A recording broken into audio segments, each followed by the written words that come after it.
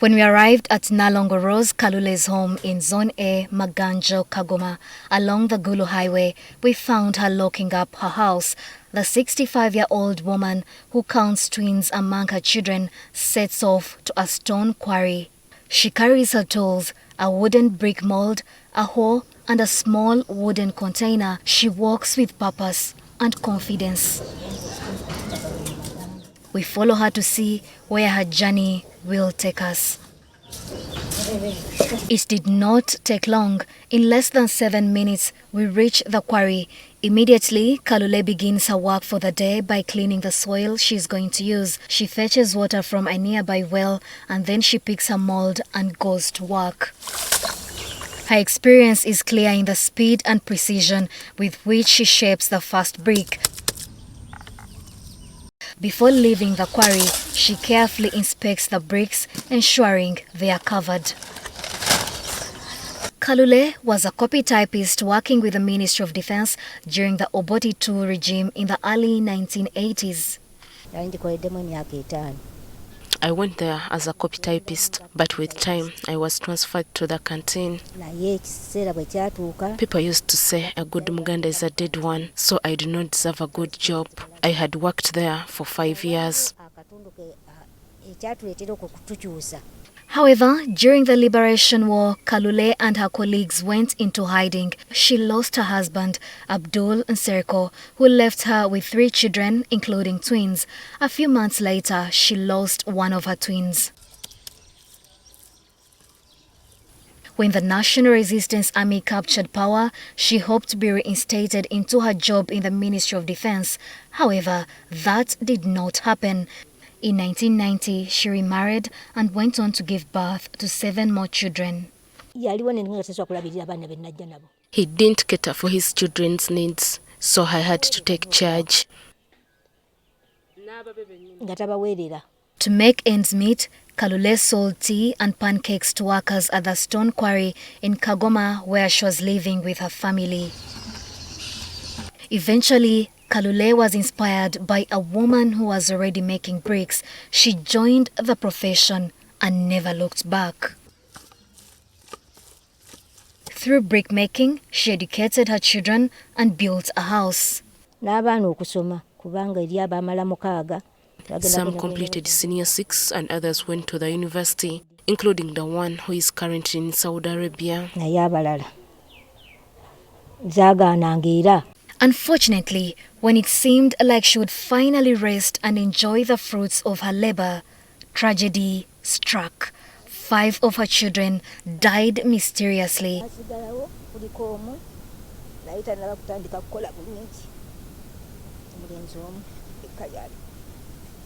Her most recent loss came in 2020. Another one of her children died, leaving 4 grandchildren. One of the children, now in primary 7, is battling mental ill health. He started falling ill after his father's death and his mother abandoned him. He is mentally unstable in the mornings, but regains his senses in the evening. Her eldest daughter, who was once a practicing doctor, is now sick and bedridden due to a lung infection. Her 3-year-old daughter has a hole in the heart. Kalule is taking care of both of them. We are not happy with our mother's job, but there is nothing we can do. She's supporting all of us, but we have no one else to turn to. Kalule's only surviving son graduated in 2023 but could not find employment. In desperation, she mortgaged her land title for 3 million shillings to send him to Saudi Arabia as a casual laborer. She has not heard from him for 3 months. I get worried because sometimes I hear about people whose kidneys are removed in the Arab world, yet I have not communicated with my son in a long time. The physical demand of bricks making have taken a toll on Kalule's aging body. She now suffers from several ailments. She has to wear gumboots to knead the soil and can no longer carry heavy jerrycans. I use a small 5-liter jerrycan to fetch water. If I fetch 10 jerrycans, I get so worn out. My chest hurts, but I keep on working because my grandchildren depend on me. Kubanga nze maama, nze taata. To make matters worse, some customers do not pay for the bricks they have taken. Amala okutikka amataffaali naga nti ssente teziriiyo. The lorry driver collects the bricks and tells me to send someone to site to get the money. Unfortunately, I have no one to send, so I tell him to bring the money for me. Usually, he brings only half of the payment and I never receive the rest. There is a lorry driver who took my 3,000 bricks and never brought the money. Kagambye aziriza ntya. At some point, she quit and ventured into poultry farming. However, there were many challenges. Nkoko nsanvu ate zonna nga nkazi zikola ki zibiika nga nsobola okutunda amagi. I had ventured into poultry and had 70 local layers, but then I lost all of them to disease. I also had a cattle, but thieves took them. One time, I fell into a dish as I was chasing a thief who had stolen my cow. Surprisingly, the cow and the thief jumped over the dish and ran off. Last year, she produced 4 batches of burnt bricks, earning around 500,000 shillings per batch after expenses. This year, however, sales are down, yet she has to pay rent for her workspace.